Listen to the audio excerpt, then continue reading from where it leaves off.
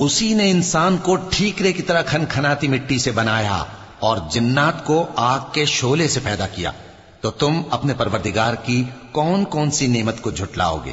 وہی دونوں مشرقوں اور دونوں مغربوں کا مالک ہے، تو تم اپنے پروردگار کی کون کون سی نعمت کو جھٹلاؤ گے؟ اسی نے دو دریا رواں کیے جو آپس میں ملتے ہیں، مگر دونوں میں ایک آڑ ہے کہ اس سے تجاوز نہیں کر سکتے، تو تم اپنے پروردگار کی کون کون سی نعمت کو جھٹلاؤ گے؟ ان دونوں دریاؤں سے موتی اور مونگے نکلتے ہیں، تو تم اپنے پروردگار کی کون کون سی نعمت کو جھٹلاؤ گے؟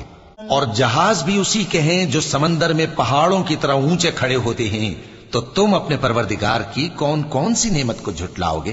جو مخلوق زمین پر ہے سب کو فنا ہونا ہے، اور تمہارے پروردگار ہی کی ذات جو صاحب جلال و کرم ہے باقی رہے گی، تو تم اپنے پروردگار کی کون کون سی نعمت کو جھٹلاؤ گے؟ آسمان اور زمین میں جتنے لوگ ہیں سب اسی سے مانگتے ہیں، وہ ہر روز کسی نہ کسی کام میں ہوتا ہے، تو تم اپنے پروردگار کی کون کون سی نعمت کو جھٹلاؤ گے؟ اے دونوں جماعتوں، ہم ان قریب تمہاری طرف متوجہ ہوتے ہیں، تو تم اپنے پروردگار کی کون کون سی نعمت کو جھٹلاؤ گے؟